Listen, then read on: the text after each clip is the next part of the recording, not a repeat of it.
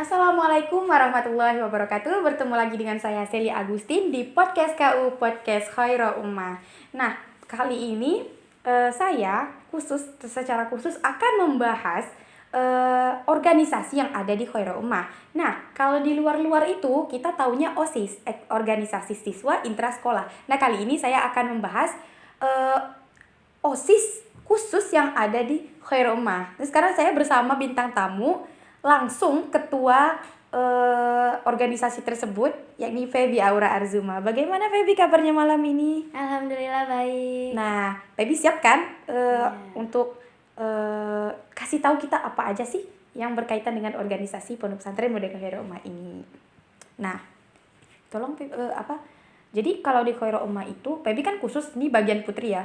Jadi di Khairul Ummah itu ada organisasi apa?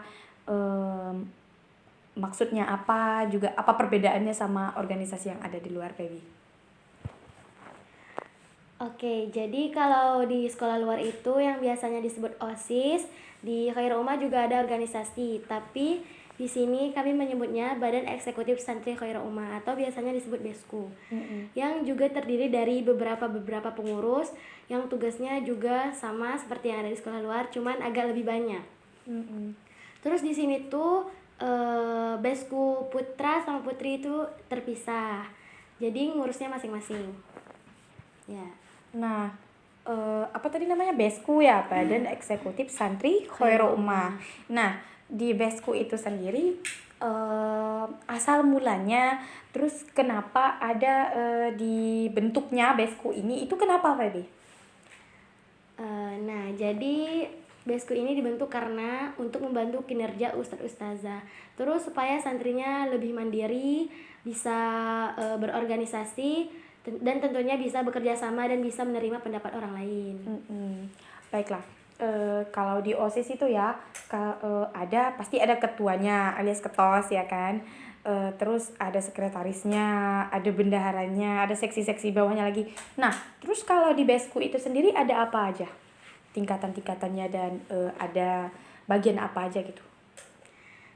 Di BESKU ini juga ada pengurus-pengurus seperti itu, tapi dengan nama yang berbeda. Di sini yang biasanya disebut ketos itu disebut dengan presiden. Terus ada wakil presiden, ada sekretaris, tapi di sini nggak ada bendahara karena keuangan BESKU dikelola langsung oleh ustadz ustazah. Terus seksi-seksi ini biasanya kami sebutnya dengan menteri. Di sini ada menteri agama, biasanya mengurus kedisiplinan dan ketertiban yang berlaku di masjid. Terus ada menteri keamanan. Biasanya menteri keamanan ini mengurus segala hal kedisiplinan dan ketertiban di segala tempat. Nah, contohnya itu apa aja, Feby? Contohnya makan, minum, berdiri itu kan nggak dibolehkan di sini. Nah, jadi kalau misalkan menteri keamanan ngelihat ada santri yang makan sambil jalan atau minum berdiri, itu langsung ditindak di tempat. Ya. Terus ada menteri bahasa. Menteri bahasa ini tugasnya menegakkan bahasa asing di sini, yaitu bahasa Arab dan Inggris. Jadi kalau ada santri yang tidak menggunakan bahasa tersebut akan ditindak langsung oleh menteri bahasa. Terus ada menteri kebersihan. Sesuai dengan namanya, menteri ini mengurus dan mengatur kebersihan di lingkungan pondok dan keindahannya. Terus ada menteri kesehatan. Menteri kesehatan ini biasanya yang mengelola obat dan mengurus santri yang sakit, merawat dan memberikan obat yang sesuai dengan penyakit mereka. Terus ada menteri pemuda dan olahraga. Biasanya menteri ini itu turun tangan pas ada kegiatan di luar atau outdoor kayak kelas meeting, 17-an, itu biasanya menteri pemuda dan olahraga yang ngurus. Terus yang terakhir ada menteri kesenian. Menteri ini biasanya untuk bikin mading dan ngisi papan information. Terus biasanya kalau ada acara gabungan, menteri kesenian yang ngehias ruangan untuk acaranya. Oke. Apa tadi? Oh iya, saya kepo dikit tentang Menteri Pemuda dan Olahraga. Ini namanya nggak asing ya, kita sering lihat di instansi-instansi pemerintah bahwa tuh namanya juga Menpora ya kan, Menteri Pemuda dan Olahraga. Nah, kalau di Pondok Pesantren Modern Khairul Ummah itu sendiri, Menpora itu tugasnya yang lebih rincinya, lebih spesifiknya itu tugasnya apa aja sih? Maksudnya mungkin tadi ada lomba-lomba gitu kan. pas ada event-event besar. Nah, kalau misalnya ada event besar di bawah di sekolah luar misalnya, itu kan ada lomba-lomba misalnya kayak kelas meeting. Nah, itu seperti apa? Biasanya kalau kelas meeting itu Khairul Ummah juga diundang, tapi jarang ya, nggak sering karena kita juga jauh, jadi biasanya ikut tapi nggak setiap kelas meeting, kalau pas ada waktu kosong dan kalau lagi ada kesempatan. Oke. Nah, di sini ya, tadi tuh saya tuh sempat terlintas tentang rumor yang pernah saya dengar. Tapi ini nggak tahu ya. Pebi pernah nggak sih dengar rumor bahwa katanya OSIS itu babu sekolah? Nah, itu benar atau enggak? Kalau menurut Pebi sendiri? Nah, jadi pernah sih dengar rumor gitu, tapi kalau menurut saya itu tuh nggak benar karena bagi saya organisasi itu menyenangkan karena kita bisa belajar dari orang lain, kita bisa belajar bekerja sama dengan orang lain, kita bisa belajar mendengarkan pendapat orang lain. Jadi kita tuh nggak egois, kita bisa mendengarkan orang. Terus yang katanya rumor babu-babu itu menurut saya nggak benar sih, yang katanya OSIS tuh babu sekolah. Itu kayaknya nggak benar karena BESKU, OSIS dan segala organisasi itu menurut saya menyenangkan. Nah, karena kita juga tahu pastinya ya, pasti organisasi itu tujuannya adalah untuk kita belajar berorganisasi, kita belajar menjadi pemimpin, dimana kita learn today, lead tomorrow gitu kan. Nggak semuanya kalaupun kita harus ada usaha keras, nah itu kita belajar untuk menyelesaikan masalah sendiri gitu kan. Nah, mungkin Pebi juga pasti pandangannya seperti itu kan. Tujuannya itu adalah melatih kita di masa yang akan datang. Nah, kita mulainya tuh dari sekarang gitu. Oke, mungkin nah kali ini kita pengen Pebi spill apa aja sih hukuman pelanggaran. Entah kalau di sekolah-sekolah luar itu disebut poin kan.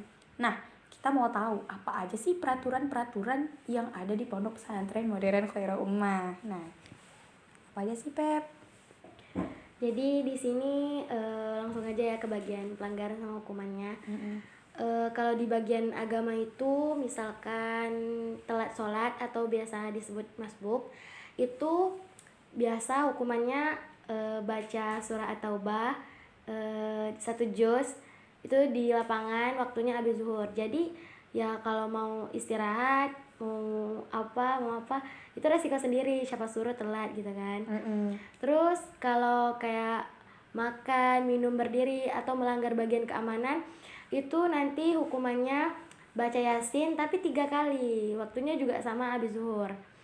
Terus kalau di bagian bahasa misalnya ada yang ketangkep menggunakan bahasa daerah, bahasa Tarempa, itu nanti hukumannya makan jahe atau kunyit. Atau kalau pelanggarannya udah secara terus menerus, itu nanti biasanya di jurid malam.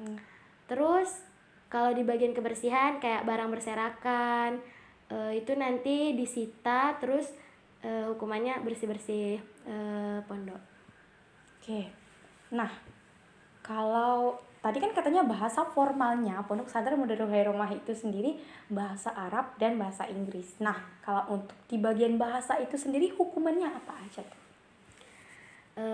Jadi kalau di bagian bahasa ini hukumannya tuh pakai level. Kalau misalkan pelanggaran level 1 itu cuman makan kunyit sama jahe. Tapi kalau anak sini kayaknya udah biasa sih. Iya, makan kunyit sama jahe tanpa tambahan apapun, tanpa diolah jadi apapun, itu memang langsung ya, tanpa minum air. Masya Allah, itu emang kerasa banget pastinya. Terus kalau misalkan level 2 itu masih makan jahe sama kunyit, terus ditambah translatekan apa yang diomongin ke bahasa Arab. Terus kalau pelanggaran ketiga ini itu karena udah pelanggaran paling tinggi, jadi di jurid malam, atau itu biasanya tuh kayak ngaji di lapangan malam-malam sendirian sekitar jam 12-an ke atas gitu. Wow, itu pasti nantang nyali banget kan.